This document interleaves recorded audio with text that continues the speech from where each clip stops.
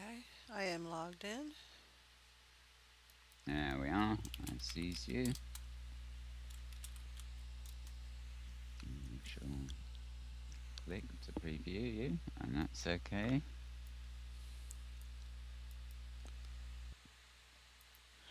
Let's get that centered a little bit. Here we go. This is better. Did you move the back? Oh, ladies and gentlemen.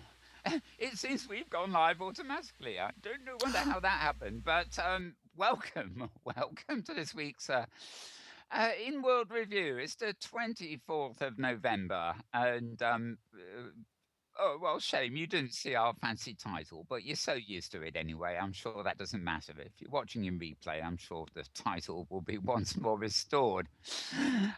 So, welcome, albeit a few seconds early. This has taken me by surprise, but we were on standby, ready to go, so never mind. Now, this week's show actually is really probably not going to be greatly long. I'm joined as always by Natara here, but we were going to have a guest today, Dr. Fran Babcock, and unfortunately they've just come back from an experience with their dentist, which renders them unable to speak. So as a result, hopefully she'll be coming on next week, but we are sort of left all on our lonesome as a result, unless any of the late risers in America sort of wake up and say, "Oh, can I come over? Can I come on?" It's just going to be us. So I'm going to start as I usually do. I think it'll be sort of free form between me and Tara. So instead of me just doing all the intro and then her intro, we'll do it like that, but we'll interrupt each other to keep it exciting, I think.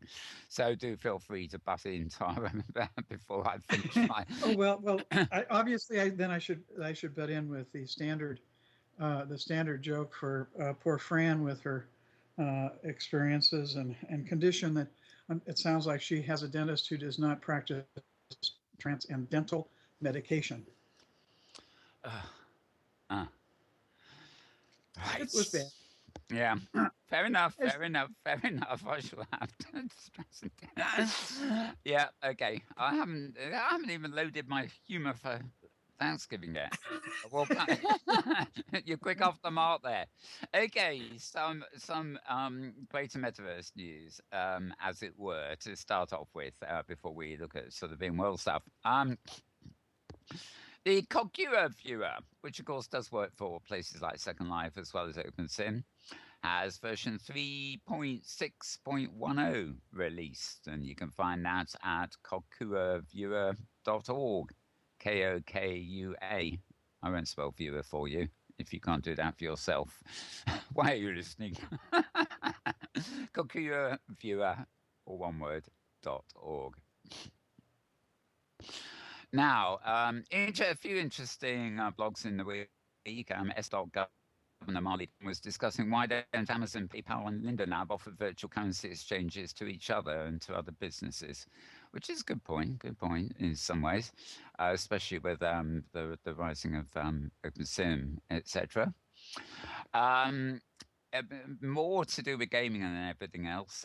Valve are revealing a new virtual reality prototype with plans for Steam support as opposed to stream support. Steam is one of these sort of online portals where you can actually go to get your games, as it were. And I believe they make little boxes, hardware boxes that you can plug into TVs and things. So they are revealing a new virtual reality prototype for that system.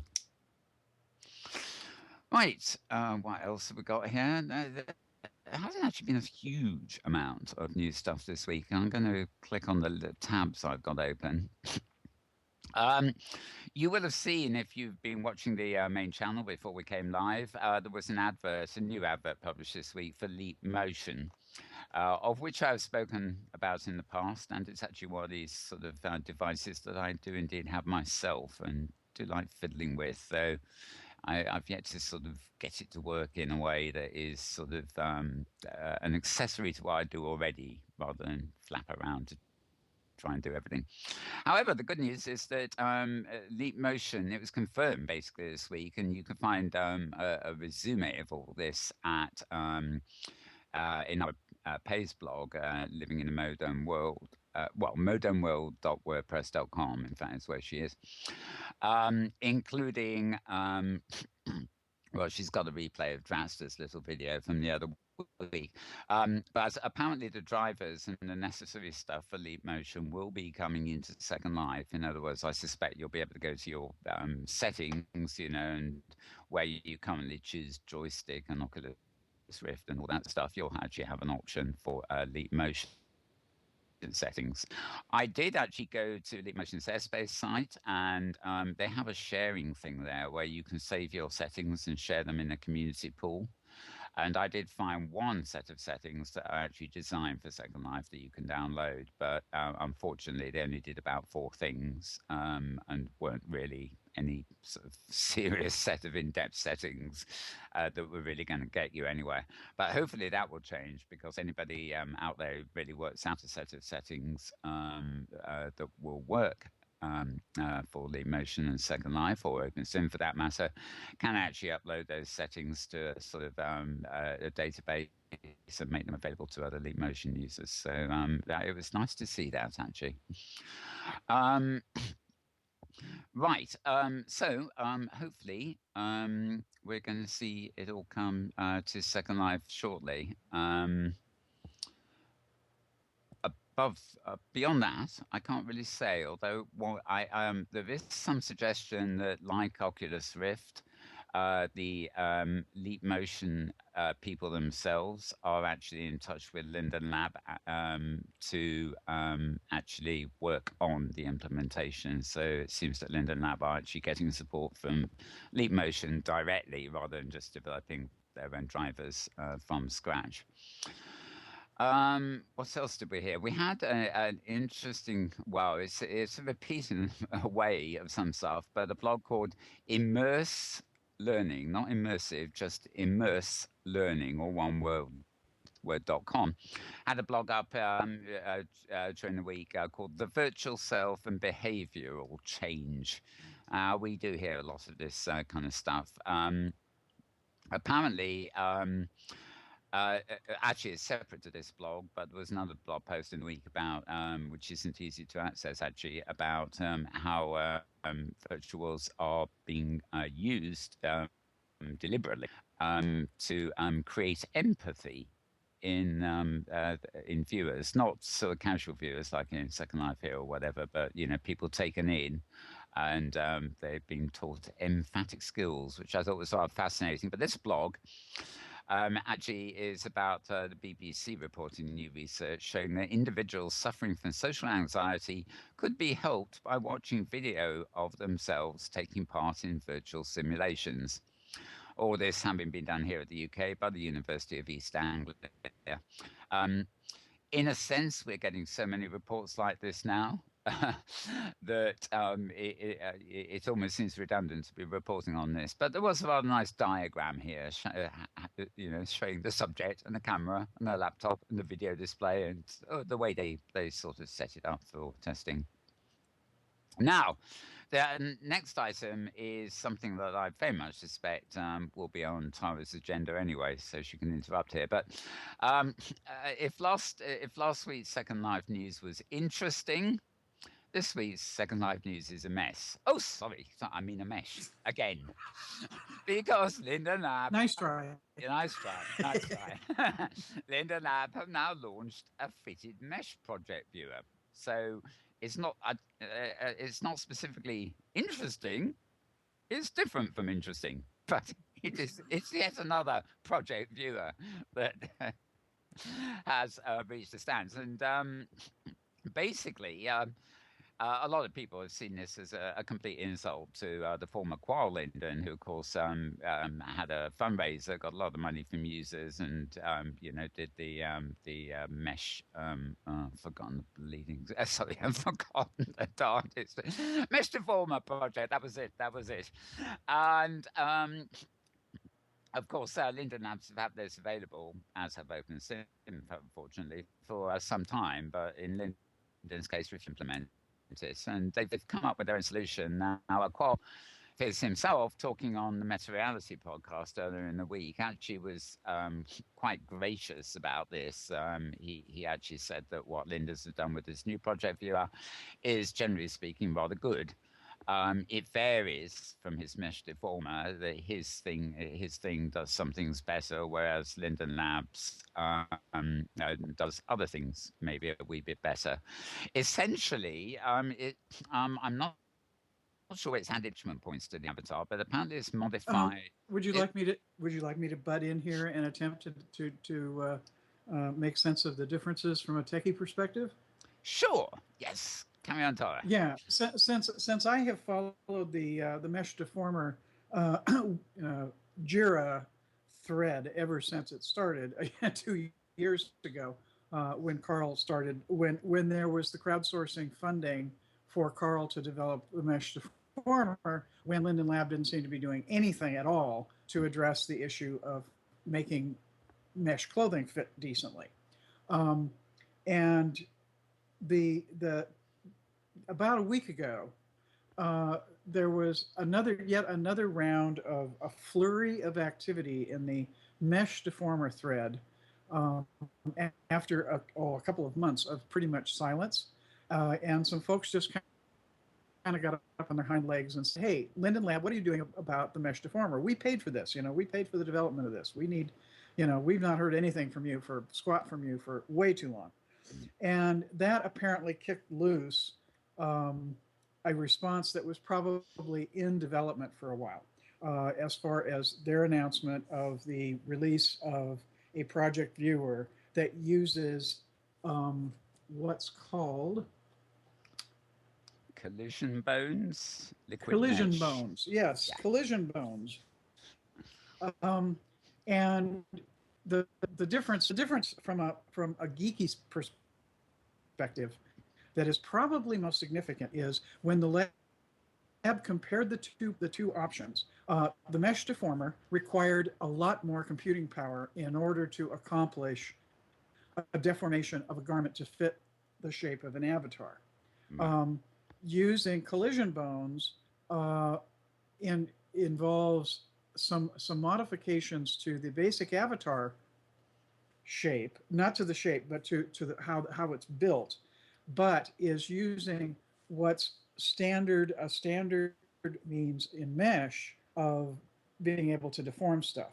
So to cut to the chase is it's a much more elegant, i.e., simple solution from a coding perspective, and it uses existing mesh um, technical capabilities. The It, downside for designers is apparently working with collision bones is not very much fun. But then again, fun has never been, I think, the entire operative for doing stuff. So mm, it's one of those that um, the there certainly has been a few people who've done some rather loud grousing about it. I think Linden Lab definitely deserves to be taken to task for the long silence to mm, those who had been actively involved in creating the mesh deformer, mm. and in all the testing that went on the part of designers and feedback loops and all that went on for quite some time, in a very Yeah. active sort of way. So it's kind of like they really dropped the ball there. But um, the general sense I am getting from reading various posts is that the solution that they selected, going with collision bones, Mm. is more elegant, and is going to be in the long run easier to work with. Yeah. Um, I have well, it's a quote within our replace blog here. In fact, no, oh, sorry, it's blog. It's Kiara's blog. Collision bones are often marketed as liquid mesh. So apparently, liquid mesh and collision bones are pretty much the same thing, and it works for some body parts, but not others. So garments don't always adapt to fit everywhere on the body. It simply means they can adapt to certain points on the body. Now, I don't know whether you know about this, Tara, but this is rather interesting too. Apart from the fact that just the developers of the um, mesh deformer, you got to remember a lot of people coughed up to help finance that too, Oh well, which yeah, is exactly. Yeah. Hmm. yeah. Yeah. However, a couple of days ago, actually, I'm just going to butt in with another bit of news here, and that is that I found out from Daniel Voyager that SL Universe, which is celebrating its 10th anniversary. SL Universe is a kind of forum for Second Life users, and since Second Life itself only earlier this year celebrated its 10th anniversary, you can have got a pretty good idea of how long it's been going, virtually since the inception of Second Life, and it's very popular. So congratulations to them. But the reason I just butted in that information is that I found a link during the week to a post at SL Universe for fitted mesh.xml. And apparently, you can download from this post the XML files for the Linden Lab Fitted Mesh Viewer project, and you can literally drop them into any viewer, and it will simply overwrite and replace the existing XML files with the same name. And it certainly looks, for example, like I could probably drop it into an installation of Firestorm, because all the viewers that can access Linden Lab do tend to have this same structure of installation files, mostly XML files. And apparently, this changed. This project is actually only, I think, a redefinition of an avatar skeleton, and thereafter, that's all you need. I haven't yet tried Uh, it. uh, I wouldn't, and actually, Ah, I think I would discourage anyone from doing that with what's in the project viewer, and that's because there's a caveat that Linden Lab has said with regard to using the project viewer that the current um, collision bones setup hmm, in the project viewer is subject to changes right. as it's used and they see how it behaves and as designers work with it. It's the sort of thing, if you do it now, you very well may have to do it again. So it's probably just as well Not that, yeah, not to be that adventurous unless you're a designer. If yeah. you're a designer and you're actively working with a project viewer and with liquid mesh or collision bones and testing all that, then that certainly would make sense. But I think for garden variety users, there isn't any clothing that uses it yet. So Yeah. it's not going to do you any good until it's Mm, actually been tested and gets past the project viewer yeah. stage, and some designers are starting to actually work with it. So Yeah, it's uh, like it's like any beta software really, and only if you have a passionate interest might you want to do this instead of installing their project viewer as a separate installation. But apparently, it is possible. Put it that way. oh But yeah, I'm sure it yeah, is. you're quite right, Tara. I mean, I haven't bothered to download it and drag it into a viewer, so I'm sure many people. But I mean, wait till the products are there that need you to use it, Exactly. Yeah. so to Hmm. speak. So yeah. Yeah.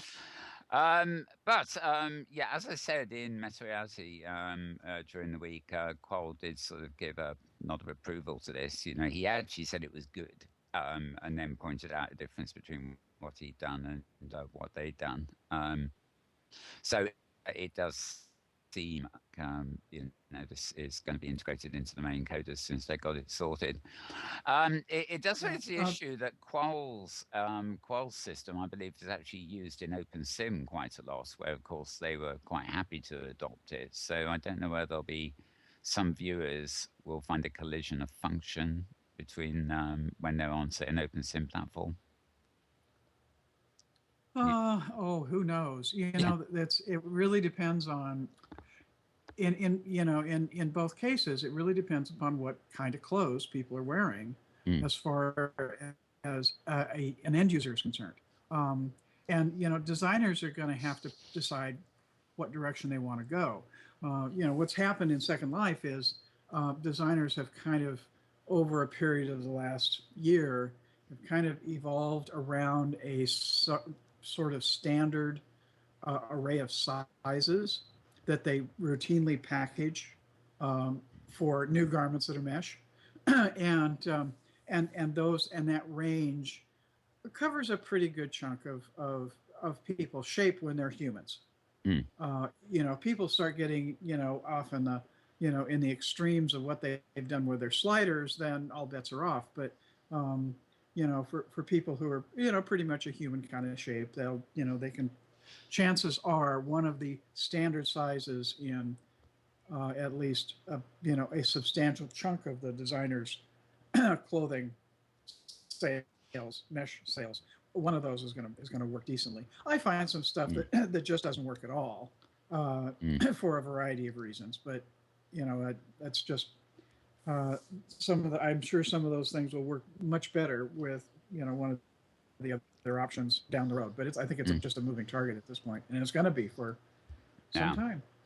Even now, I'm reluctant to wear clothes that are mesh, for example. Although actually, this morning um I I grabbed a new mesh suit with a HUD, which I might experiment with. But it's sort of I often find I try these mesh things on, and I really am not kind of comfortable about the fit. They don't seem to move. They seem to be a bit starchy, to put it another way.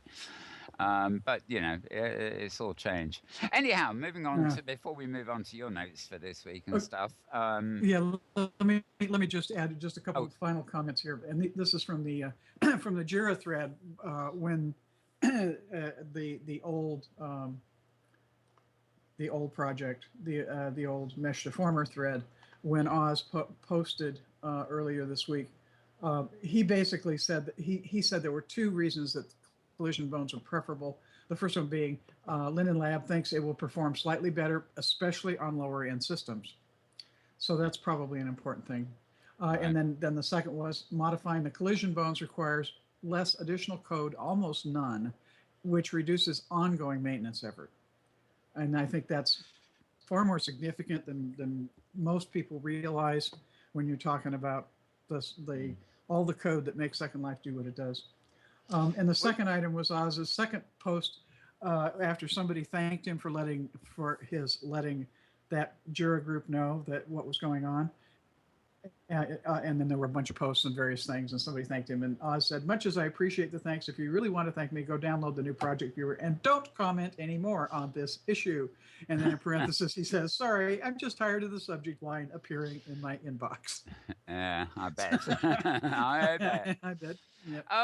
Actually, before we may come back to this, of course, but while we're still on this subject, do you know? And if you don't, just say so. Does the skeleton alteration for collision bones also provide or possibly provide any enhanced attachment points? I have no idea.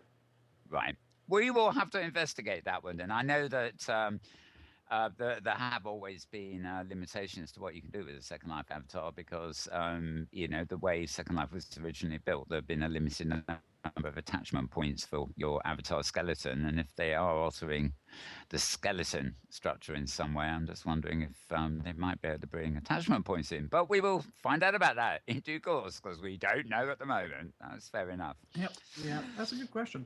Yeah. Right now, on my final things on my news list here, really, before I move to Tyler's list, Maria Koloff at Hypergrid Business, beginning of the week, she posted the fourth annual OpenSim Grid survey. Now, if you are involved in OpenSim, especially if you actually run your own installations of OpenSim, either locally or online, I'm sure it'd be much appreciated if you took part in the survey. They do it every year. It's been promoted by Justin CC's blog and everywhere else. So look up Hypergrid Business if you want to find a link for that. It was early in the week, Monday or Tuesday, I think. And right, so now I've read that one out, I can scroll upwards. I think there was one more interesting thing I wanted to bring up. We've done Leap Motion. Oh, yes, yes. Inworlds, again, a report via Daniel Voyager's blog today, in fact. Inworlds, which is an open sim, although walled garden grid, in other words, it's not on the hypergrid, has actually reached a grand total of 90,000 registered viewers. And needless to say, they're all looking forward to however many few short weeks it will be before they reach the 100,000 registrations, whether that's in a few days or so, I don't know, but a total of 90,000, nice round number that, of registered users. That is a good number for any grid. You know, over time, it was a goodly number for Second Life too. Certainly shows the way things are progressing and the attraction of Inworlds in particular.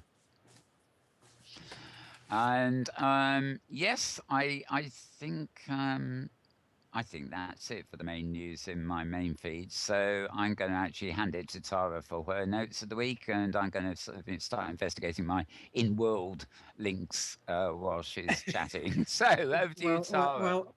Sure, sure. Obviously, my usual opening is greetings from the Pacific Northwest, where we're having a nice week of. We've been having a nice week of sunshine. Very chilly, frosty in the morning, but this has actually been one of these nice little bits because it has enabled my handyman to get in and the deck rebuilding that has been going on here for the last while is now rapidly nearing completion. He's almost finished, so that's very good news. Also, for those in the U.S. of A., this coming week is the week of Thanksgiving, which is on Thursday, and for those who are Jewish, there's some somewhat unusual event that Hanukkah also coincides with Thanksgiving this week. And so in the RL sim, there's various things referring to Thanksgivika celebrations. Oh dear, oh dear. That's confusing.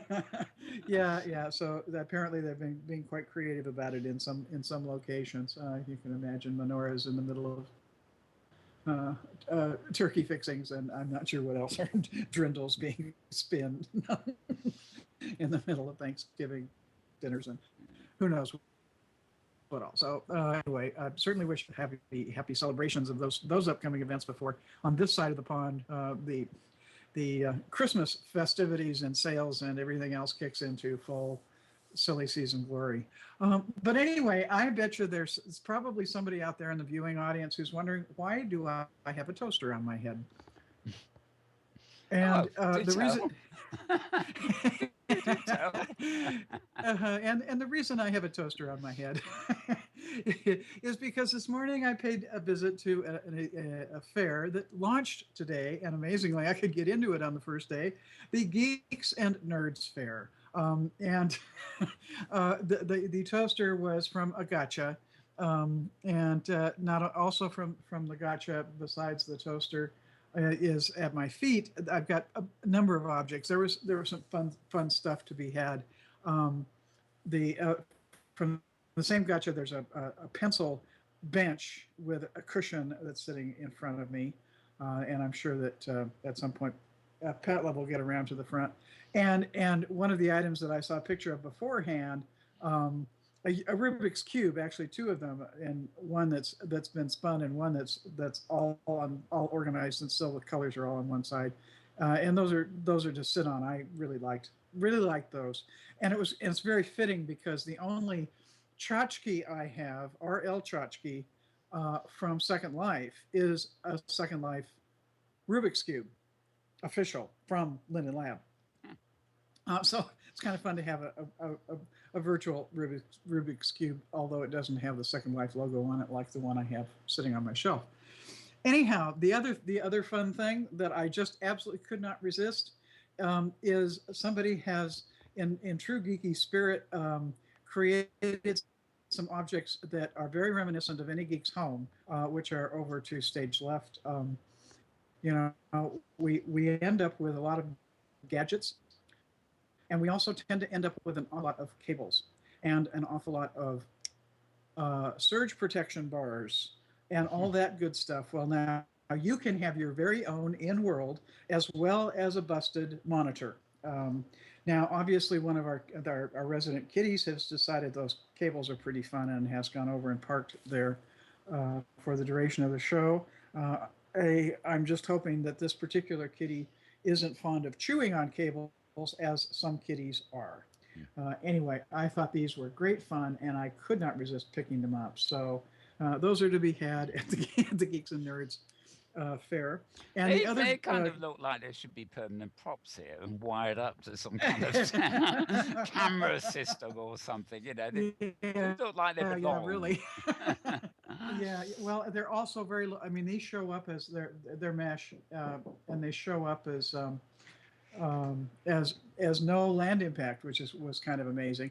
I'm going to need to have you pick up for a couple minutes, Mel. I have an RL sim interruption going on, so hold on. I will be back momentarily. Okay, well, thank you, Tara. Yes, okay, back momentarily. Yes, I'm looking at I'm looking at our monitor in the studio where Pet Love's doing a wonderful job of camming around these things. Actually, they do look like you just want to plug them in. You know, there's a nice actual monitor line there. I see she's got, but I've got various objects I've acquired in World that you can actually sort of res, as home decorations or whatever, and they do sort of have plugs attached to them if you want to position them properly. It kind of adds a bit, you don't need plugs in Second Life, but it does add to the ambience, so to speak. It's a bit like chairs. We don't need them, but we like to sit on them, don't we? So it's just kind of one of those things. Right. Well, while Tara's just having got a little break there, I'll just quickly move to a couple of things that I've actually got on my Inworld feed. In fact, one is from a blog called thecreativeshed.com. It's simply www.creativeshed.com. And I really, it looks like this is a bona fide thing, though we have had a few questions over so-called researchers before now. But this is a call for Second Life educators and students. Somebody called David, the post is written by David Holloway, but the quotation is from somebody called Christine Mark, who's working on a dissertation for a PhD in instructional technology from the University of Southern Mississippi. And she particularly wants to hear from educators and their students who are using Second Life, it says. So this isn't particularly an open sim related research, so they might be interested in hearing from you in open sim too. If you want to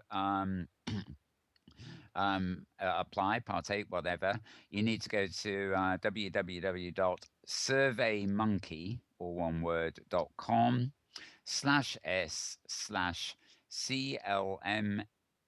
Second Life Research 2013 in numbers, and there are no spaces or dots in that, so it's CLM Second Life Research 2013, and that will get you to the actual survey.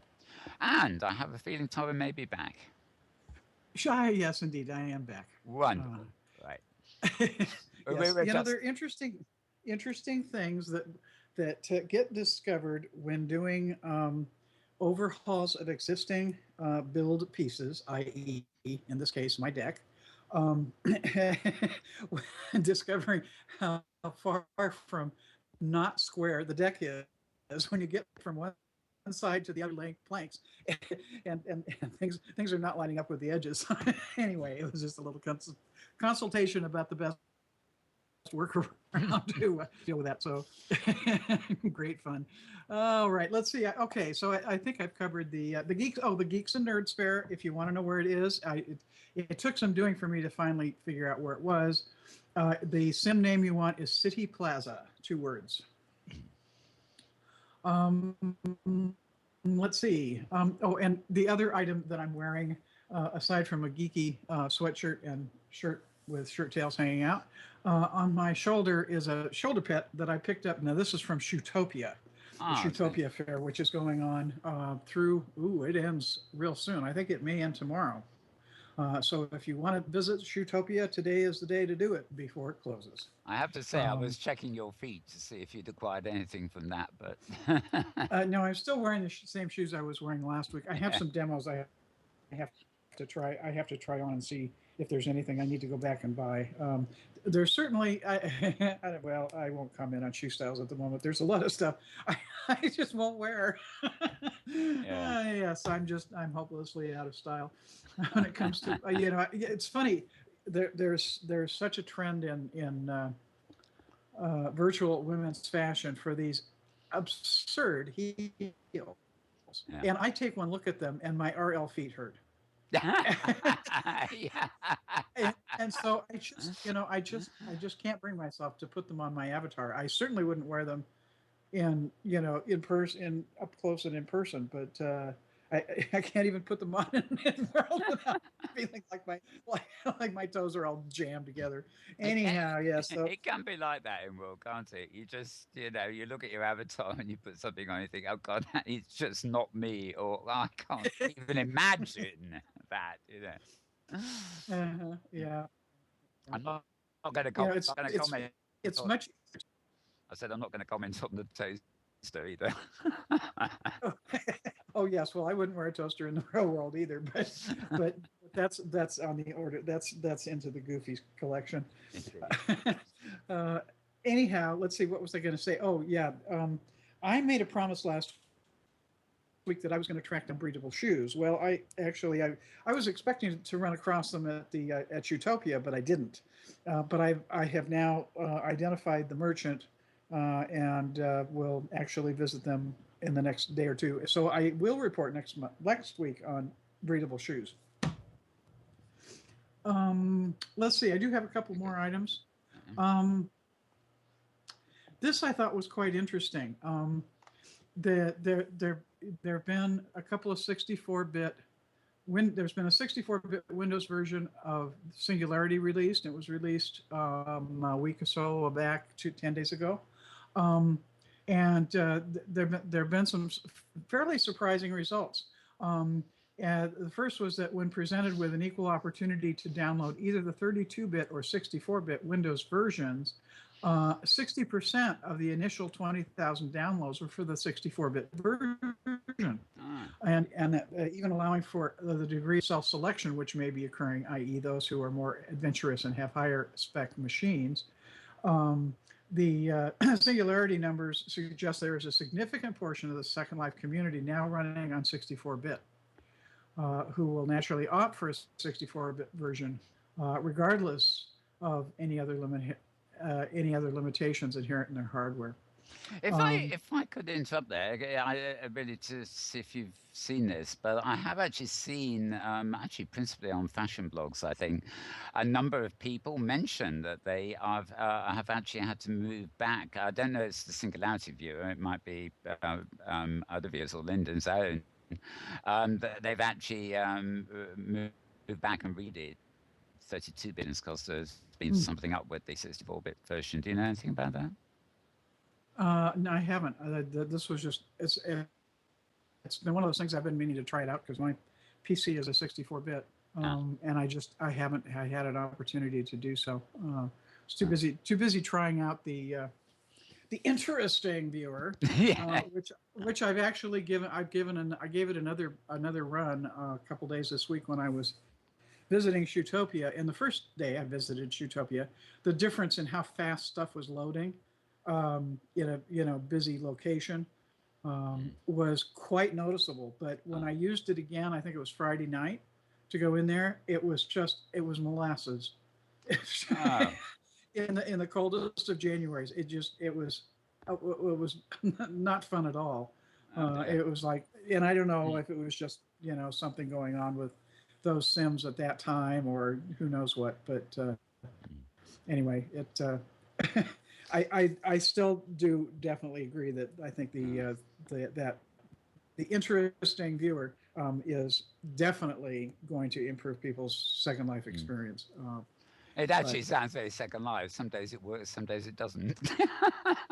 yeah, but anyway, I Even still if have it's to. interesting. Yeah. Yeah, that definitely is interesting. You Mm. never know what's going to happen. But yeah, trying a 64-bit version of a viewer is also very much on my list because I'll be curious to see what it does to performance. Mm. Let's see. And the last item I have on my list, there was a presentation done on Friday. The um, Nonprofit Commons, which has been in existence in Second Life since at least since before I joined Second Life, which is now 7 years ago. Um, and in fact, it was one of the first things I looked up.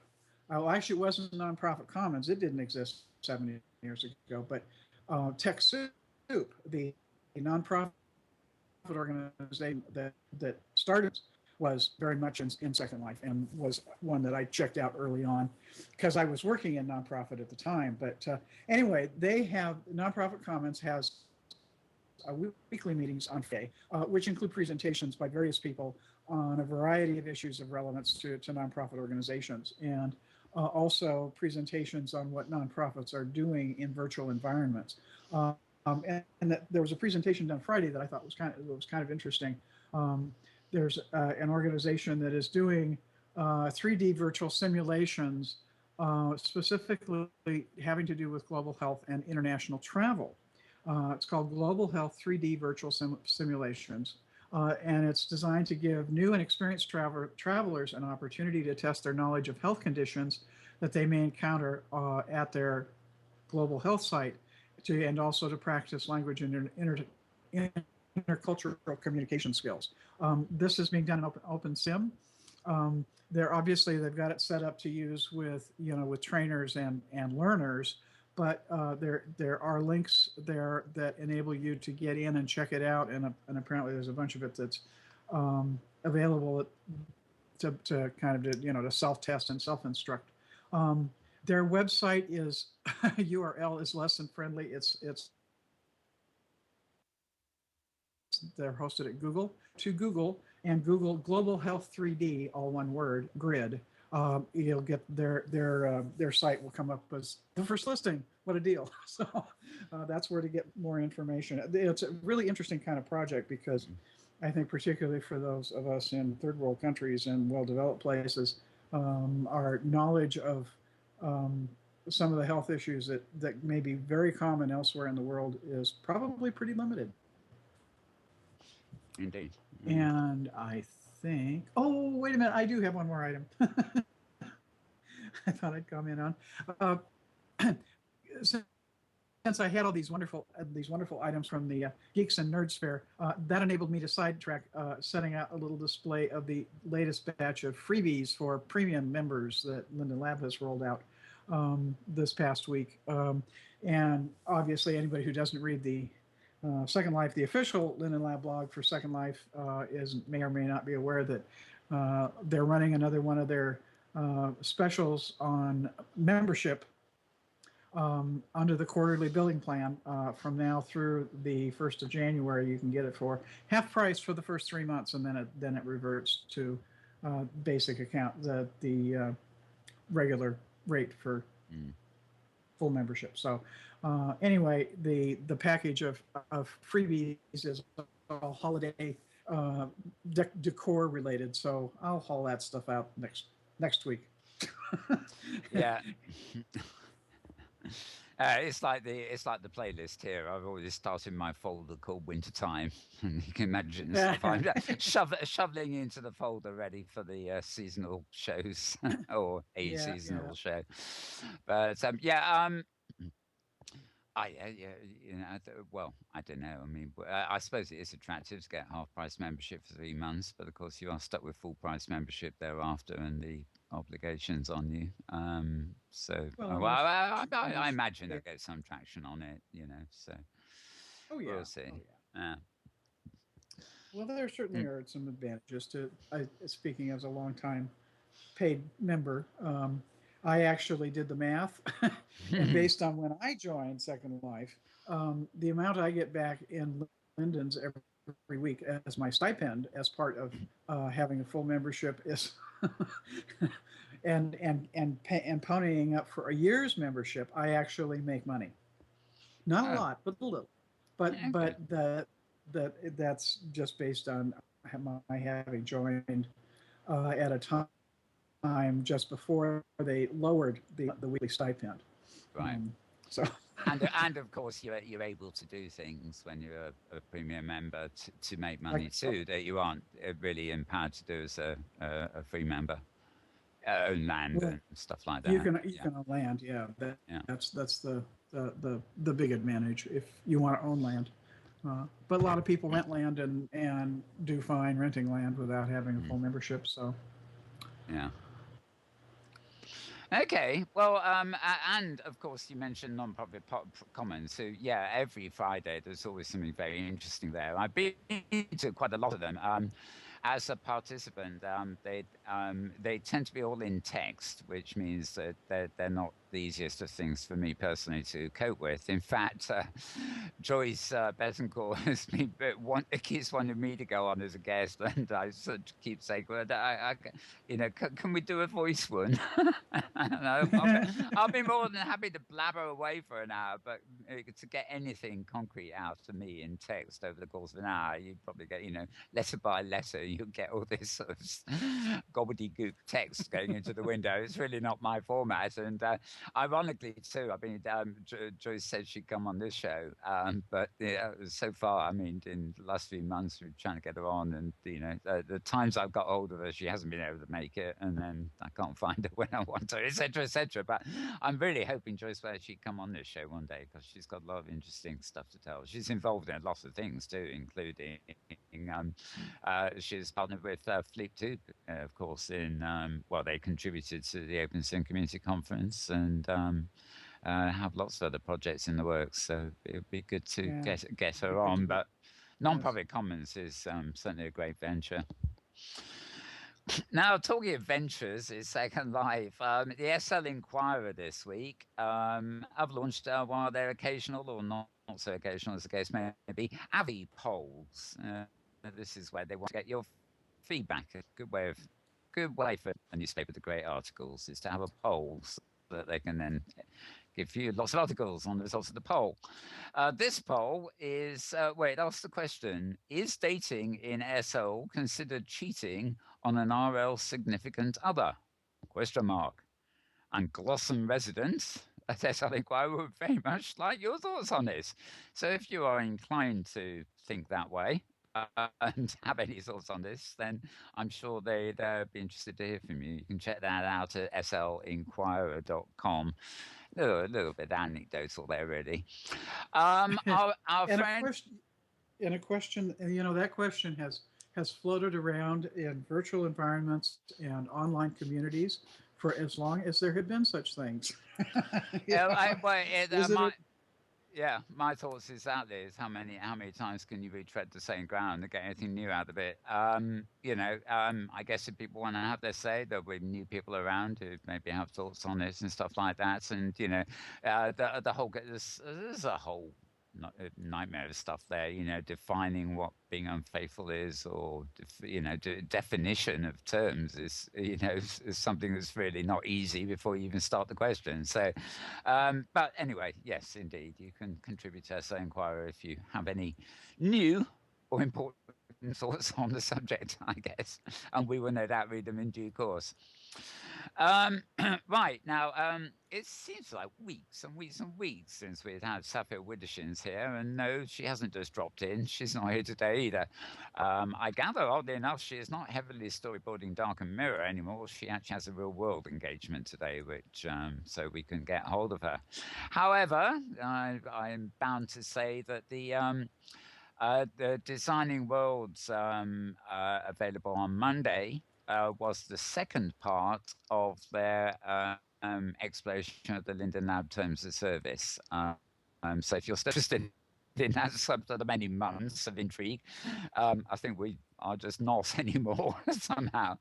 But if you are, then do check out last week's edition of Designing Worlds on the web, and you'll find that. I'm pleased to say you can actually get Designing Worlds now on AView TV, which hopefully will make it a lot more accessible because it's very, unless you actually are in the habit of going to the Treat TV website, who no longer really broadcast, one tends to have been limited to getting it from there and not being able to download it or anything. But you can now get it on AVTV, which is AView TV. La Paisien's project, of course. So good on them for that. You can load it into their HUD or via their website. Right. So that was Designing Um, Worlds. Yeah. and on apropos the ongoing TOS discussions, Oh, yeah. there was a very small update this week. The United Content Creators of Second Life group Yeah. did have an acknowledgement letter back from the lab Yeah. about their communication, and basically saying, yeah, we got it, we're working on it. Give us time, please. These sorts of things can't, don't happen instantly. So Yeah. communication channels are open there, and I think we just are continuing to be in a wait and see how the lab ultimately responds. This is what I call the conversational equivalent of the checks in the post. It's keep your fingers crossed and hope that they come up with something.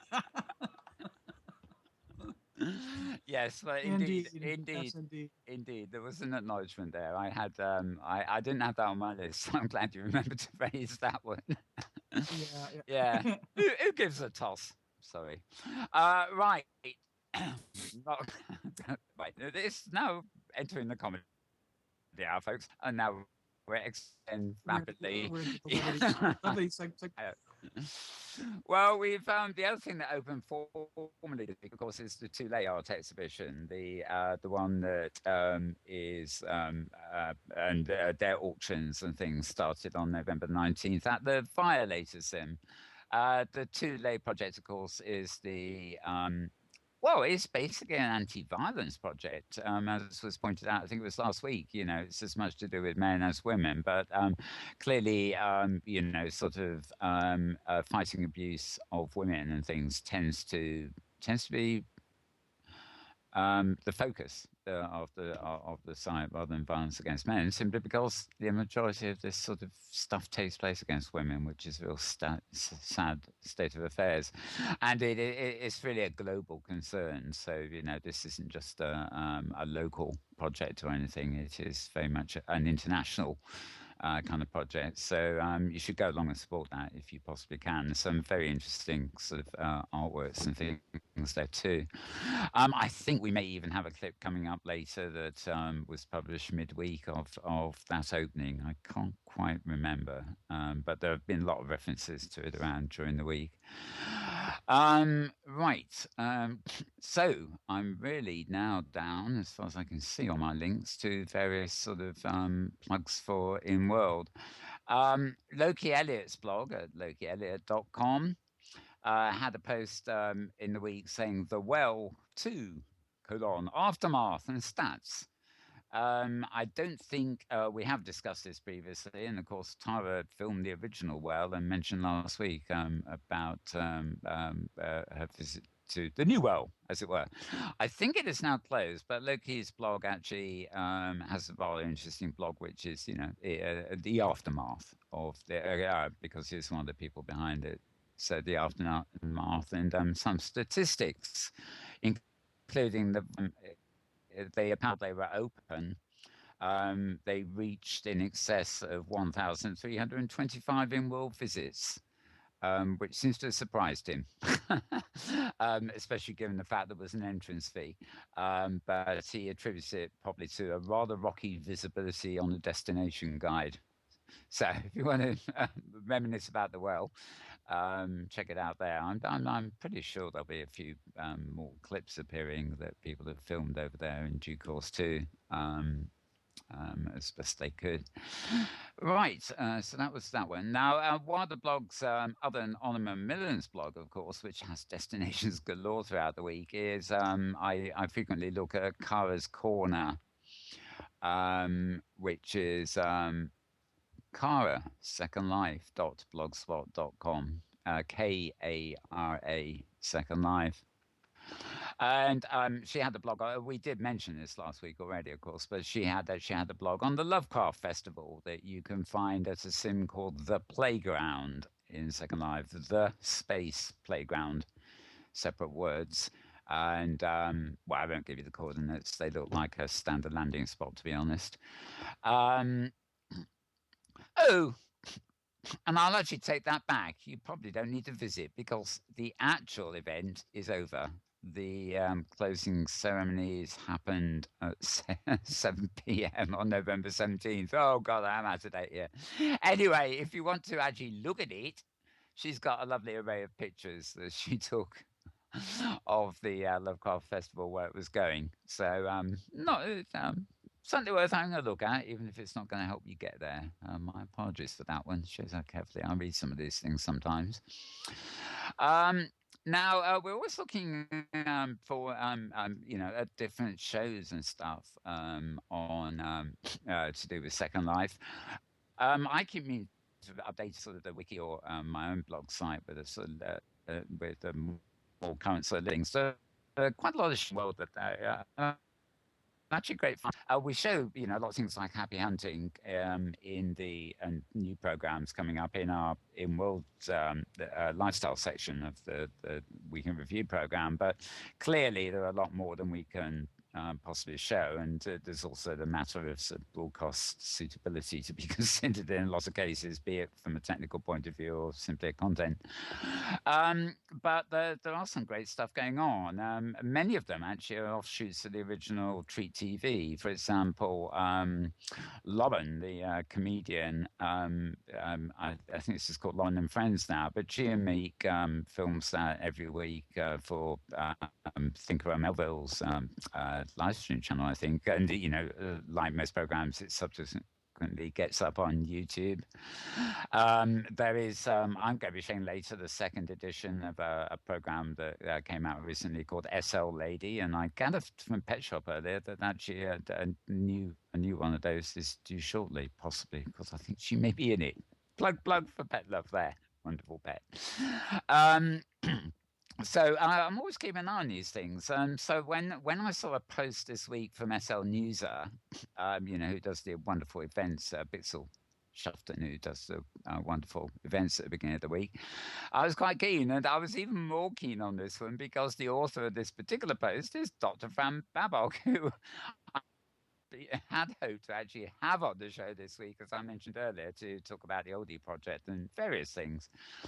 But she is talking about the premiere of a show called The Gacha Show. Now, I don't quite know how this will work. As Tara has often mentioned, you do get these events in World called gachas, and you normally, there's normally a machine, and it may have sort of 12 different versions of the same thing in it, and the idea is you click to buy one, and it's potluck which version you get. So if you click 12 times, you may get 12 different ones, you may get 12 copies of the same one, in which case it's a very expensive exercise.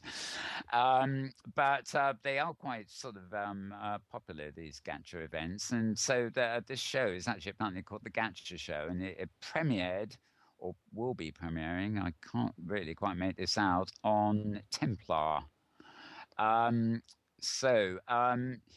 If you the main gacha event is at the Arcade Gacha, which you can find details about at http://thearcadesl.com.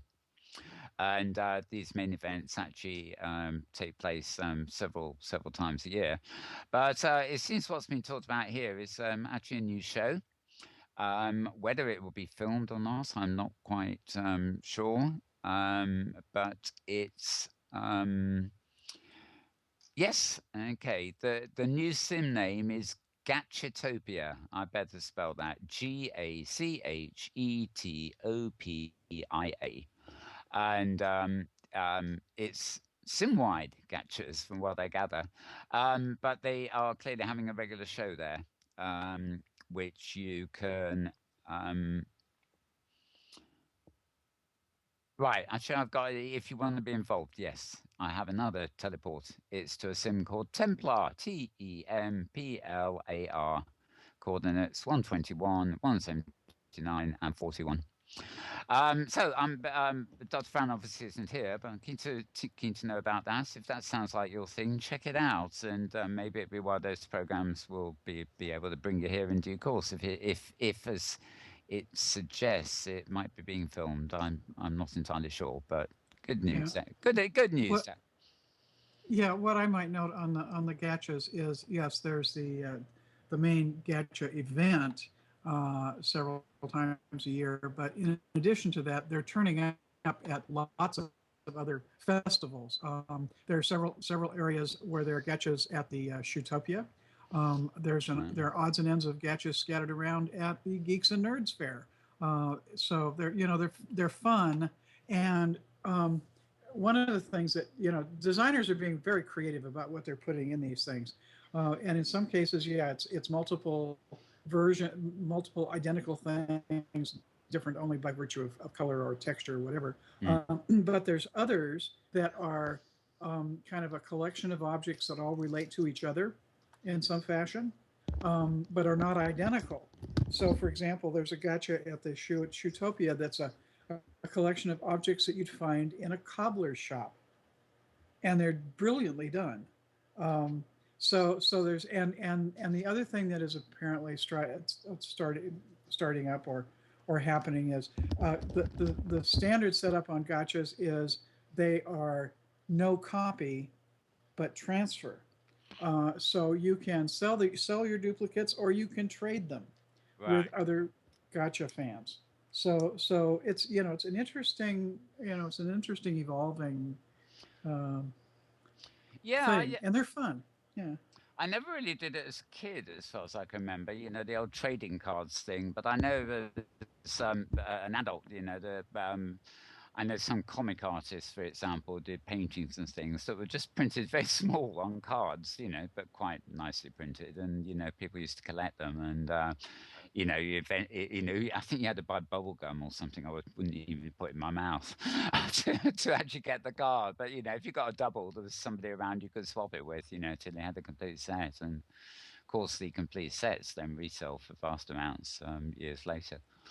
So yeah, it's an interesting way of doing things, and of course, it creates a community all by itself of people who sort of swap items. So that's a good one. Right. yeah, So it's sorry, fun. I've gone blank here. Oh no, I'm still on the SL Inquirer. I'm just on a different section now. Now I can't announce this because it happened yesterday, 7 p.m. and I couldn't make it. I was like probably half the planet. So I was watching Doctor Who. Although I was very surprised to find out today that the famous Doctor Who Day of the Doctor thing had in excess of 10 million viewers. This actually struck me as, given that it's shown on BBC One in the UK, which is a main, it's one of the main four primetime channels. Um, that made me think. Well, that's actually less than 1 in 5 of the UK population. Let alone the fact that the figure was worldwide. And given the way people watch television and tend to tune in, especially in the UK, to whatever the big thing is, whichever channel has got the ratings that night. I actually, I mean, 10 million viewers is nothing to be laughed at, believe me. But it did strike me as being a bit on the low side, oddly enough. So if we I guess today my first question was going to be who here did not watch Doctor Who last night, and of course I actually know Tara didn't. And I was gonna This is true. I was out shopping. I was going to hand out an award called Not the Zombie Award because it seemed that everybody was watching it. But I was watching that, and then I got summoned to a Shanghai Sisters concert in World, so I completely missed what I think I would have thoroughly enjoyed, and it was a performance at the Paramount Playhouse in World of an in-world version of the Rocky Horror Show. Now, I would love to have seen that. I love the old stage show. I've got the old stage show's soundtrack, but I've also got the film, and it's great to revisit once in a while. I mean, I'm a Rocky Horror fan. I don't think I'd try to dress like Tim, but I mean, who knows? In my forgotten memory somewhere. But it's just a great romp and a huge mix of tribute to rock and roll and science fiction and everything else, and particularly seen from that era, of course. So I would really have liked to see that in World, and I mention it really because I'm rather hoping there's going to be another performance at some point. So the Paramount Theatre. No, oh yes, Diamond Gardens is the in-world sim where all this is taking place. So if you fancy popping in there in-world, they may have signs up about forthcoming performances or something. In which case, tell me, I want to Well, go. if it's anything like the U.S. of A., there are theaters all over the U.S. where the Rocky Horror movie is run every Friday night at Yeah, midnight yeah. and has been going on for oh, at least It it's a long time. 30 years. I don't I, know, a I'm long time. Yes, yeah, a very I'm long not up to time. date, but there was a cinema in King's Cross in London, which was, if not two, that were the same. After the main film of whatever they were showing, every night around midnight, there'd be the Rocky Horror showing, and everybody dresses up in costumes and everything else. Yeah. So there's a What's On magazine, who I think were a bit mean, but it was very funny. There's because some shows just go on and on forever, and the Agatha Christie stage drama called The Mousetrap is one of those that I think it's actually still going. There must have been some immense change to the cast, but I remember about 20 years ago, at least. Time Out magazine referred to it. They just had a little caption underneath saying, "The detective done it. He's been doing it for 39 years," which, which was. Well, for people who hadn't seen it, I was spoiling the show a bit. But that was 39 years then. So if it's still going, that one must be going for about 60 years. And it wouldn't surprise me. I was show is still getting repeat performances every night, Friday night in 60 years' time. It's just one of those things that captures the sort of fun imagination and everything else. So sing it in world. I do have an in-world costume that Dizzy Dragon Ash made me acquire at one point, where I had to change sex and be Little Nell. You really don't want to see that. Well, it's okay for 5 minutes on it. It was on an NBC News cameo. We used to do these vignettes, sorry, at the end of every news program, and we were commanded to do some very ridiculous things, and that was one of them. So, whether that's best forgotten, maybe I should not. I remember that. Yes, I Mm. remember that. It was a very charming outfit. No comment. Absolutely no comment there. Okay, Ziggy's blog, Arts and Destinations in Second Life. Sun to Moon um, was announcing an installation called Sun to Moon, transmigration between day and night. It's an installation by an artist called Nexuno Thespian and curated by Myhans Mayo. But actually, what caught my eye was that the landmark for this is actually Edu Island, where I haven't been for a long time. There's actually quite a few islands. There's Edu Island, there's Eddie's, quite a lot of education-based sort of islands anyway. But and there are actually a number of different Edulands, but this one is simply the one called Eduland. And what can I say really? I'm looking at the photos that go with the blog here, and it certainly visually looks rather spectacular. So might be an interesting venue to go to. So look up Edu Island on your map and look for Sun to Moon exhibition, which sounds rather nifty there. Okay, well, I'm told my lips are off, although they are not on my machine. I'm seeing myself flapping as I'm talking.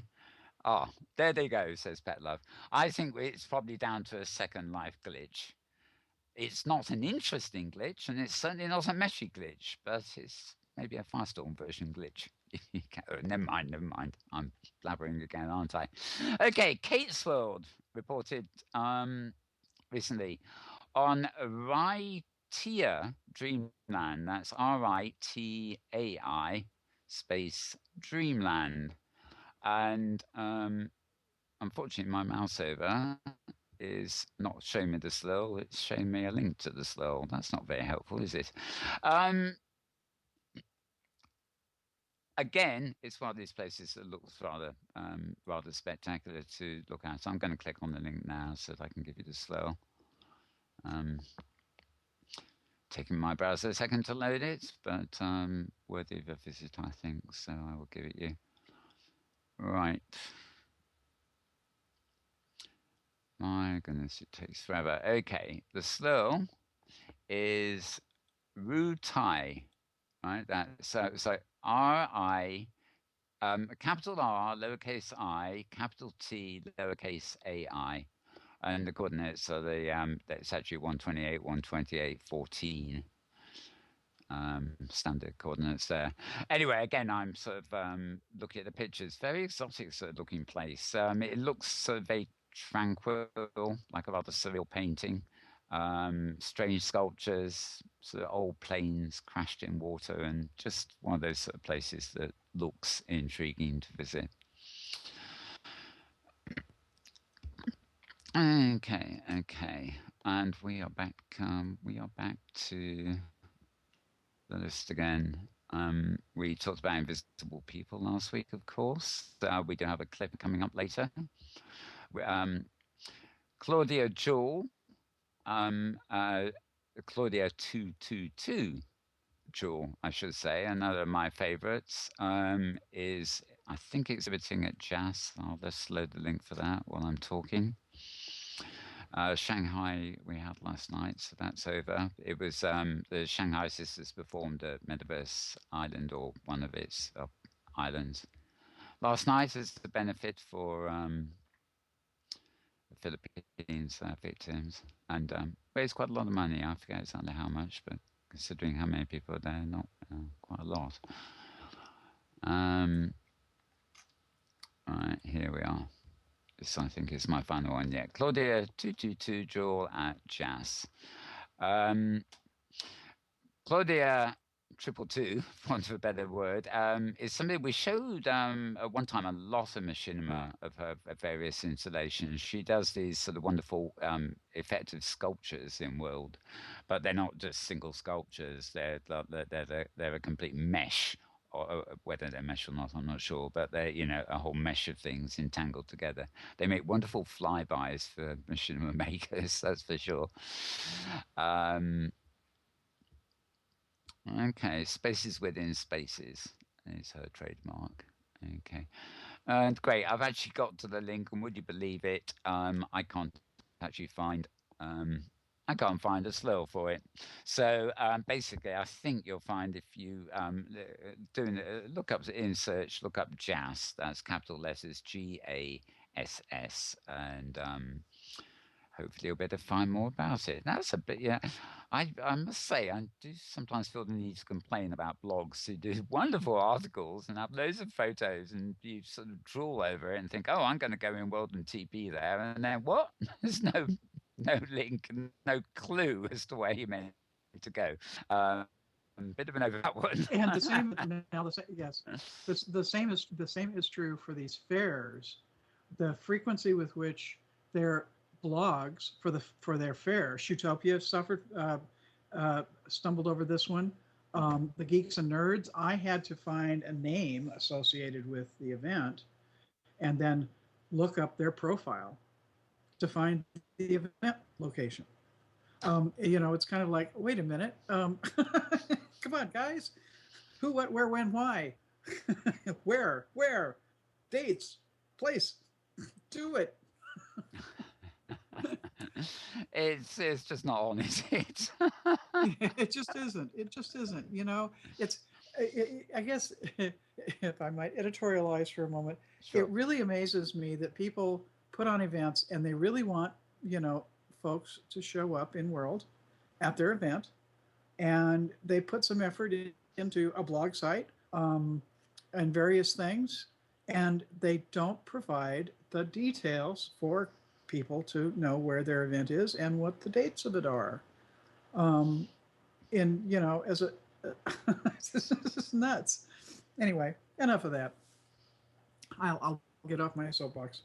I know it's a worthy soapbox to be on. We should point it out more often. There's always endless discussions in world, with people I'm involved with that how best to publicize things, and there's obviously questions do you maintain a Facebook or a Google Plus or a Twitter and an Inworld group and a subscriber-matic group, and there are all the possible ways you can do it. But often the very thing neglected is sort of a kind of hand people a template of exactly what to put. So they don't leave out the date or don't leave out the time or don't leave out the location, because it happens an awful lot. It really does. Yeah, yeah, it really does. Now, Linden Labs owned for the Linden Arts, Linden Arts Blogspot Co UK. Interestingly enough, it shows here. Anyway, they had an announcement on Friday for a new event at LEA 22, and this appears to be an installation by somebody called Gnumpf Guffler. What a name! That's actually a GNUPF.GUFLER.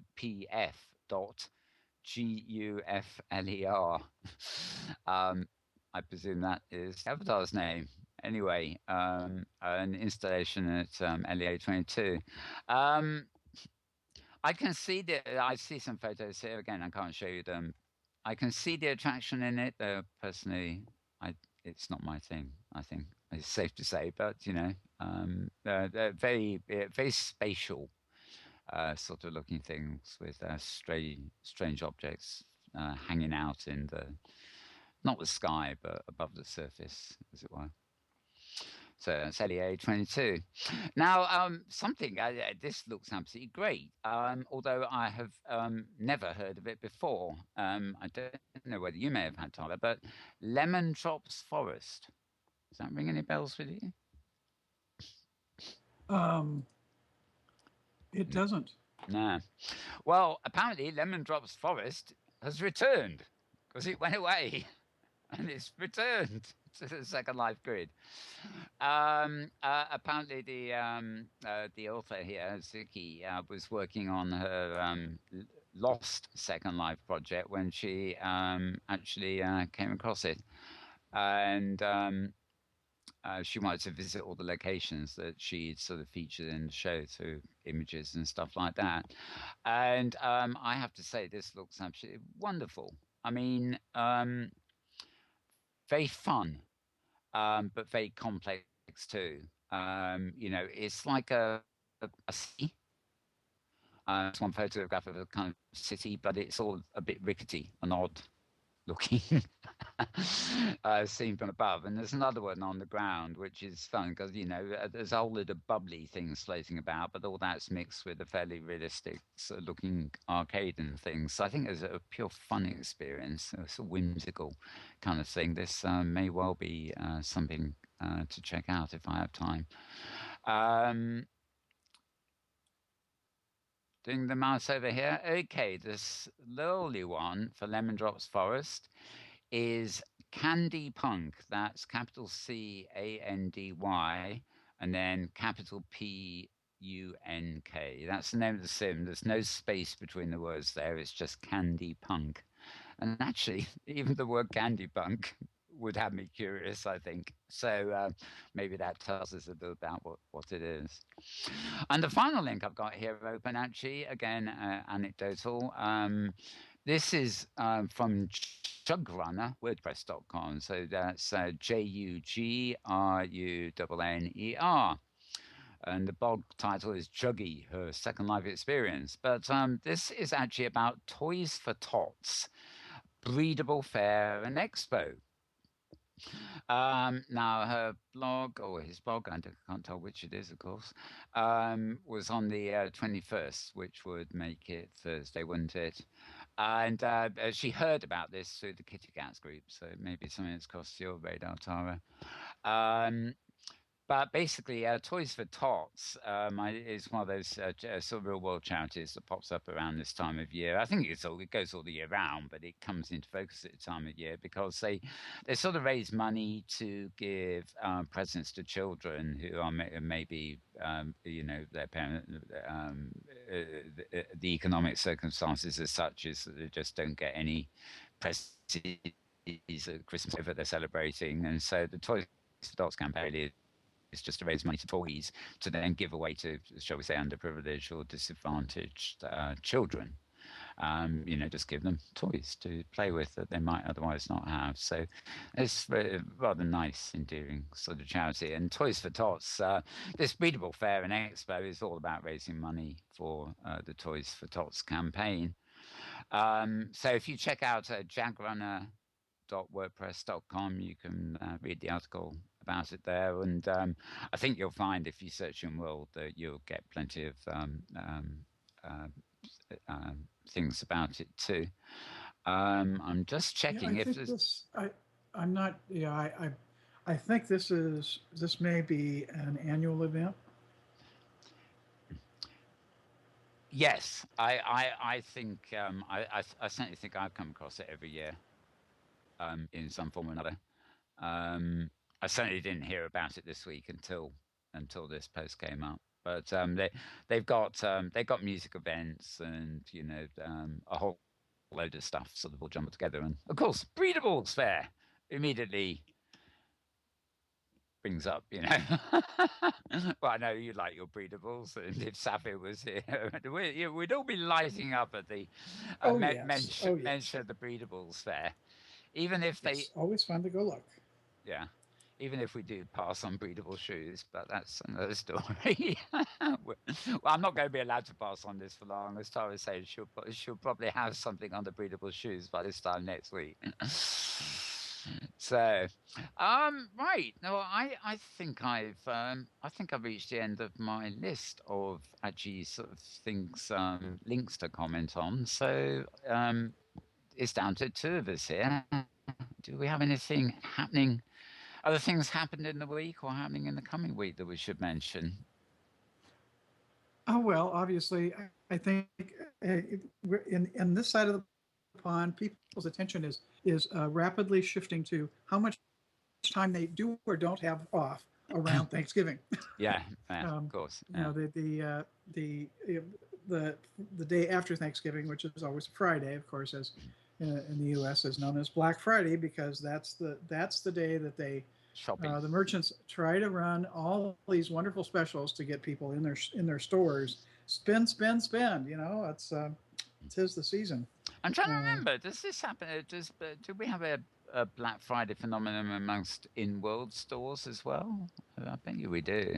um, I haven't noticed. I haven't noticed the same the same thing. I mean, Uh, merchants tend to pick times to run, sales and specials that suit them, which may not coincide with Black Friday and in the U.S. And actually, if you think about it, um, there are some advantages to doing stuff in world that does not collide with what tends to be a day that people either go out and shop or they avoid it like the plague.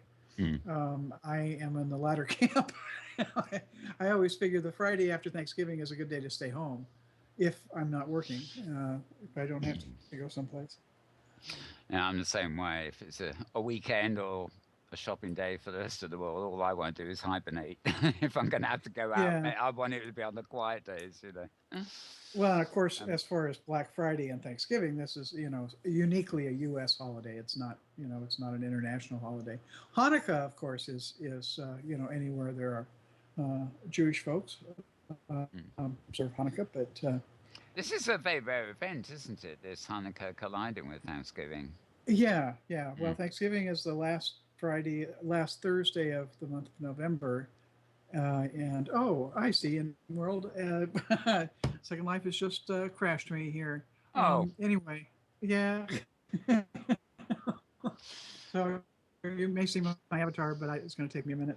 So I'll give relocate, so to speak. So yeah, give pet Pet Love love a can chance to change color. temporarily swing to me. Yeah, Yeah. at least I still have you on voice, so we can just Yes, I'm still on we can voice. just So pretend you're here. Actually, but I did actually mean to mention, folks, that Tara acquired an invisibility cloak from Harry Potter in World, and she's now demonstrating it. Except she isn't actually; oh she's still yes, here.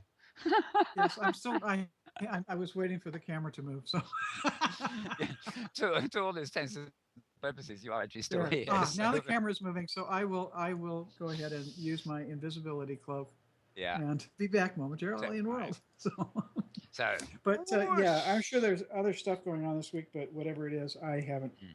caught up with it. So Well, we still do still have you on voice now. I mean, actually, I think we're sort of getting to the points of where we to sort of a wrap up here, yeah. wrap up. But well, one thing I did want to bring up was that last week we were talking, and you did say you had some notes about social networks and stuff that you were going to put off to this week. Were there some points what you wanted to raise on?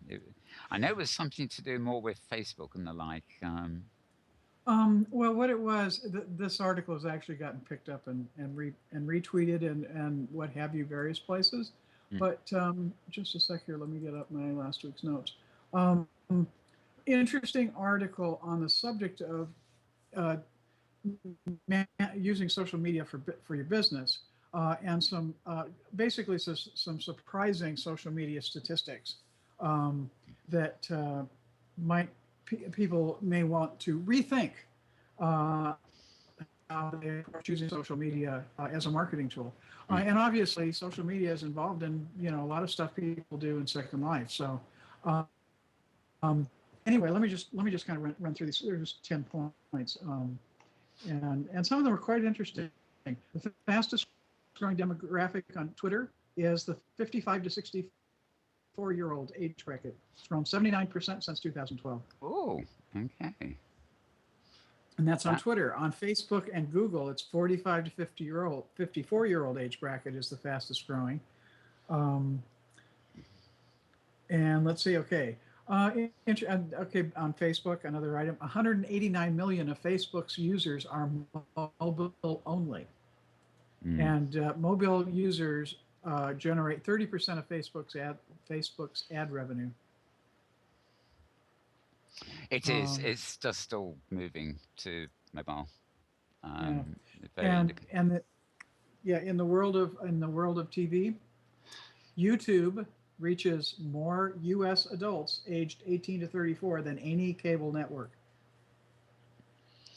That certainly figures to me. Yeah, I'm Yeah, keen interested in what do TV developments, but yeah, that's the right demographic for the shift that's happening in broadcasting. Yeah, I think yeah. that will only grow. I mean, you have video on demand and you can stream files now. There is life of broadcast TV by rights should be limited now. It's got to go the way of radio. Uh-huh. But that's my thought. Yep. Every second, two new members join LinkedIn, and I this one I thought was it's interesting. Actually, I'll just I'm I'm very disappointed with LinkedIn these days. I'm when it comes to social network, my universal contact list is in Facebook, but I never read people's posts. I have a filter that just shows me important links that people I follow have posted, so I never get status updates. The same on Twitter. I only get the links from the people I follow, not the status updates. So I get the news, as it were, without getting what type of coffee they're having that morning. Um, and I've got two Twitter accounts, so I use this for broadcasting only. So I broadcast Inworld stuff to one Twitter, I metaverse general interfacing stuff to another, and then any odds and sods I find, political, ecological, just important stuff, I then just throw it at Facebook in the hope that my followers pick it up, but I'm not actually engaged with, really with any of these platforms. And the other one, of course, I use is, as you mentioned, LinkedIn. And to me, very rarely post anything except to people I'm in contact with on LinkedIn. If I think there's an important item that comes up that will be of interest to the majority of people I've got as connections in LinkedIn. But I've always considered LinkedIn a professional network. I deliberately kept out of LinkedIn people I know that aren't, shall we say, professional contacts. I don't, it's not a place for friends to me, LinkedIn. But it seems to have been hijacked these days. It's just become another Facebook-y sort of Twitter thing, and it's developing at a rapid speed, and it's showing all the signs of just trying to turn itself into another Facebook. And that I find is disturbing because its value was in its, niche area, of connecting professionals. And the way people are signing up for LinkedIn now and trying to spam me with the sort of stuff they actually spam me on Facebook or Tumblr is greatly upsetting. Is my opinion. Uh, I've lost faith in LinkedIn. I really have. But anyway, I'm sorry well, to of interrupt course, there, but yeah. Well, of course, I think that that may also, in part, be a reflection of or a liability, shall we say, of using the same, of essentially using your real world name in world. oh yes, Uh, yes, they get to know you. And so because it's like, on LinkedIn, I have two accounts. I have a Tara Yates account, but I also have a real life name account, and I'm very focused on keeping the RL name account to people I actually know. yeah, In other words, if I get and I've got a message on my SL name in LinkedIn that indicates what my RL name is. I don't have a problem with that, but it's a very rare person who actually looks at my profile enough in LinkedIn to follow that back through. yeah. But if it's not somebody I feel I know, Mm, and they try to add me on LinkedIn under my RL name, I won't add them. So I don't see stuff coming through on that account other than things that are professional, related to mm. what people do for a living. Well, I Uh, make a very clear distinction. If I get a friend request from LinkedIn, a contact request, the chances are I won't accept it unless I know that person. If I get the same thing on Facebook, I'll probably accept anybody. I don't care because yeah, yeah, the yeah. list is now so long anyway. If they want to follow me or pretend they're my friend, fair enough. Everybody else is doing it. So it's a mammoth directory, which I very, very, very little use of because it is so mammoth and cluttered. Yeah, But LinkedIn yeah. to me is something I really, as you say, carefully control. If you invite me to connect on LinkedIn, the chances are 9 out of 10 times I won't accept your connection. I have to know you. I have to know why you're connecting me there. Um, Hmm. Exactly. Yeah, very different strategy, and unfortunately, LinkedIn does seem to be taking the Facebook sort of direction. But anyway, yeah. and Well, apropos the LinkedIn, one other item from the list here. yeah, LinkedIn has a lower percentage of active users than Pinterest, Google Plus, Twitter, and Facebook. yeah, So although more people are signing up, they're not participating, yeah. which means if you're marketing, probably means you're not going to have as good a response with participatory content on LinkedIn that you might get on Facebook or Twitter. This one I think you'll enjoy, Mel. Social media has overtaken porn as the number one activity on the web. That's well, that's not surprising. I mean, porn is actually it's not so much a highly visible activity, but it's usually one of the biggest mass market activities in any medium, especially any new medium. But social networking is, if you take it at face value and take all the services together, is the ultimate use of the web. We're in Second Sure. Life here, and we're broadcasting a show at the moment. But when we get up and start wandering around and chatting to people, it's a social network too. Oh, sure, you know, sure. where the internet, where the online facilities interface with communication and socialization, then it's really not surprising to me that you know that function overtakes everything else, including information delivery or media delivery. I think that will always end up being the prime function of online facilities. But good to know. Good to know that Yeah, good porn to is know. not in the lead. Uh-huh. Yeah, is no longer in the lead. I think Yeah, yes. is the key there. It's no longer in the lead because I think it Mind was, you, it has been. the question is, if you were watching the clips before the Inworld review started, will the Xbox suddenly alter this balance? Apparently, Microsoft have built it, are building in voice commands into the Xbox, and they are designed to get to know you. In other words, as you reply to these voice commands, they will be analyzed so that they get to know you and instinctively know what to tell you to do. And I was really intrigued that Microsoft's expression here was tell you to do, as opposed to advise you to do, or any other phrase they might have come up with. Tell you to do. Your Yeah, Xbox will tell tell me. you. And maybe it would just tell me to hide my penis. But I don't have an Xbox, so I'm not too worried. uh, really, really, you wonder where it's all going sometimes. But yeah, sorry. Social media rules, porn does not. Carry on, please Yes. save me before I put my foot Yes, down. yes. Just two more. Even though 62% of marketers blog or plan to blog in 2013, only 9% of US marketing companies employ a full-time blogger. Interesting. Isn't that interesting? I thought that was very interesting, especially given as we have commented on the frequency with which a blog may be a key source of information for people, and people who are not bloggers, i.e., who are not trained writers, who are Yeah. not trained publicists, miss important basic details about things that Isn't should be isn't included. this isn't this a bit like things we experienced in the early years of Second Life and virtual worlds and things where people come in but don't understand quite what they're doing and don't take the time to learn or think about it and eventually get jaded and disappear, not because anything has really failed, but because they haven't committed themselves to engagement. And Uh-huh. if you're marketing something, marketers have Facebook pages, they have Twitter feeds, they have blogs, they have websites, of course, that you can go up, and there may be a blog in the website that's part of the website, or they may have a separate blog that is on a blogging specific platform.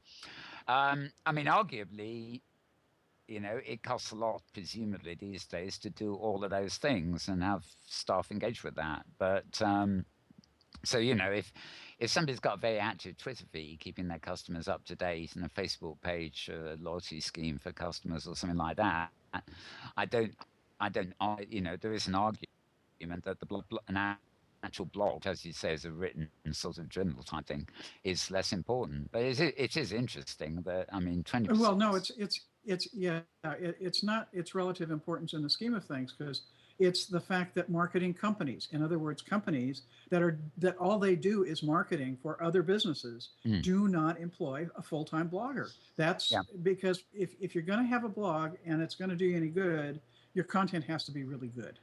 Oh, absolutely. And Yeah. so to leave that to kind of the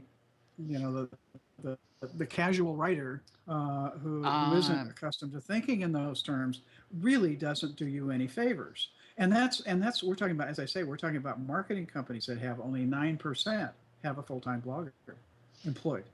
So in other words, they're making somebody wear a lot of different hats, yeah. and they may be good at coming up with with tweets, but writing a tweet is not the same thing as writing a That's good right. blog Yeah, post. this is So this is rather like 1980s, isn't it? When the Apple Macintosh first arrived, and the desktop publishing. So yeah, everybody was a desktop publisher. every receptionist was given the job of doing the newsletter. And yeah, but they weren't trained writers, designers, let alone Or anything, yeah. newsletter Yeah. compilers. They just did not know what they were doing. And God, some of the some of the things that Oh came out yes. of that era beg a belief. Uh, Yeah. yeah, Yeah. Well, given how long blogs have been around, I think that's what, the other element that really surprises me about that particular statistic. But anyway, last item: 25% of Facebook users don't bother with privacy settings. How's that for interesting? yeah. Um, do you know? In many ways, I think I'm one of them. And I'll tell you why. It is navigating like Facebook to customize it to anything resembling something you'd actually want and is manageable is a nightmare. To me, it's almost impossible. I don't like Facebook in many ways because I never know what it's going to do next. They probably will do it without my permission. Their whole business is monitoring and maintaining a huge database. I mean, it wouldn't surprise me if Facebook got a bigger database than the NSA. I mean, that is their sole bottom line. And you do sacrifice a lot the moment you get engaged with something like Facebook. Yeah, arguably with a lot of other services too. But I think Facebook is the outright example of you get no sense of ulterior motive or vision of Facebook. Even Google still has that feeling of vision. We don't know whether it's true or not, but we know from when Will's been on this program, he's a great promoter of Google, and there is still something at some level, Google still feels right to me, whereas Facebook doesn't. And um, privacy to me is like a needle in a haystack now. I don't really care. I mean, I have no cause to wander around maintaining privacy. I'm more concerned with controlling my incoming feeds and stuff to manageability rather than privacy. Um, so I'm less finicky about that kind of thing. But equally, it's like the NSA revelations and everything else. A lot of people go online, and Facebook is still it's in decline, I think, but it is still a central focus for people's lives online. And they go in there willy-nilly, and a lot of people do not consider. They think, oh, well, I got a strong password. I've got my unique email address, and they sort of think, right, well, I've secured it, and I'll join the groups I want to. But you've been fed advertising, you've been fed all sorts of stuff from there, and you might have a strong password and everything else, but that doesn't mean you're controlling your privacy because the information you willingly give to people like Facebook is atrocious. When Yeah. you think about it, only by accepting it as atrocious and being careful can you really um, sort of deal with it, I think. So it doesn't actually surprise me that only a small number of people have taken extra steps on Facebook privacy. It sort of astounds me because the people that haven't taken these extra steps are the very ones who probably need to do so because Yeah. Well, and will then complain about thing that happens yeah, as a result of not having paid attention to that. Um, and was it's not so much security as in my sense, the privacy settings in Facebook and at least looking at them and making adjustments mm, is a piece of controlling how much junk you get yeah, from oh, that sure, channel. yeah, Um, and it's not about it's not about security in the sense of password security mm, or hackability, but it's rather of who can see what information. It's like there are things that pop up in Facebook that Facebook wants me to tell them where I live or mm, what's high school I went to or some of that kind of stuff, and I figured no, I'm just not going to do that. yeah, sure, um, and so there are things I can say no that way. But also, when you think about things like, particularly I think when you think about kids in any social media, mm, and how much information kids unwittingly give up. yeah, one of the things I've been actually pleased to see is some is some legislation that's turning up in various places in the U.S. At Mm. least being introduced concerning the ability to backtrack and eliminate items Yeah. from which may or may not be meaningful as far as how usable it is, um, but also related to an issue that there's been legislation passed in my own state regarding whether employers can or potential employers can demand access to your No. Facebook stream. Yeah. No way. I mean, And I think we've talked about that's that down to before. the So individual. You just say no. Tough. yeah, no, but I mean, there have been cases in this country now where a potential employer, as a condition of potential employment, have demanded that people at least friend someone from that company so they can see that person's Facebook stream um, before they're even hired. Yeah. I don't. And that's the piece. That's the piece that they've come. They're in the state I live in, there was No. legislation passed, and it's No, happening elsewhere too. I So think any employer that tries to tell that to me, I say, well, I don't want the old job. It's just, yeah, that's well, that's that particular option may not necessarily be a viable option for some folks who were uh, confronted with it. yeah. Anyway, No, that's enough of social media, and I think we probably uh, are now. It's time that we yeah, consider we'll apps. wrap. You will know, Tara, actually, that, because we're in touch all day long most of the while, for the last 2 years, I mean, slowly, everything I do almost, not, in world stuff, but it's transferred to the iPad. And because everything seems much more manageable. And that maybe this is a tip for people wondering about what we just mentioned. I use programs like Flipboard apps, like Flipboard and Feedly. Feedly, I pull in all my feed subscriber, and Flipboard, I pull in all my social networks, but I have it set up so that it's got my password and ID to access Facebook and Twitter and all the rest of it. But I use the app, the standalone app, and its inherent bias to actually pull in only what I want. And I can't remember the last time I have on my iPod, though I never use it, the Facebook Messenger for IMs. And as I found out this week, they can be lying there for days and I don't see them. But, generally, I don't use those as communication channels. I simply broadcast out important links. I send them up, and that's all I do. And I think a decision, people need to make is, what am I using this for? Especially when you take the likes of Facebook, invasive as it is. Do you read posts your friends send you, or are you just interested in their status updates, for example? And I find by working through separate apps with dedicated functions that I can actually stick to the apps that do the functions I want and don't, for example, send me status updates. So my whole habits of using these networks have changed, and I think it's largely due to the interface and the way you can do things on an iPad and presumably Android, as opposed to the way we do things on the web. But that's actually, just a sort of general thought. I certainly don't. Can't remember when I last went to Facebook, the site, and I don't even go to Twitter that much.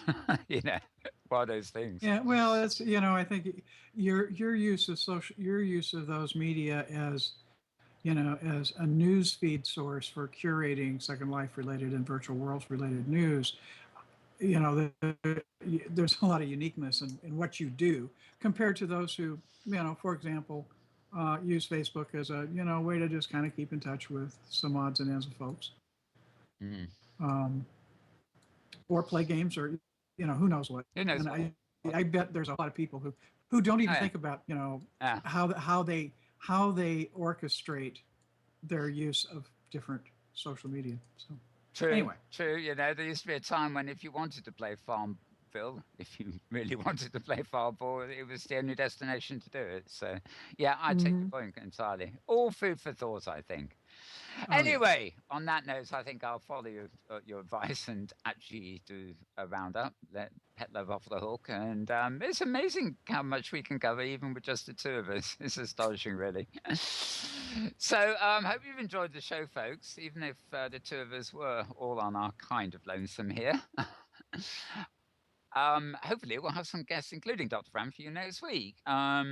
So stay tuned. Have a good week. Oh, and I'm sure Tara will join in with me here. If you are in the USA, of course, have a very good Thanksgiving and Turkey Day, as I believe I call it. Of course, that will all be over. Yes, indeed. That will Yes. all be Turkey Day. over. That will be all over by the time we see you next week. But thanks for watching, and I'm just going to switch over to the studio here and press the obligatory button that will start off the rest of the week in review. Lots of lovely machinima to go keep you going for the next couple of hours. Well, a couple of hours at least. I think you've got about 2.5 hours of stuff coming up if I've got that right. Button that will start off the rest of the week in review. Lots of lovely machinima to go keep you going for the next couple of hours. Well, a couple of hours at least. I think you've got about 2.5 hours of stuff coming up if I've got that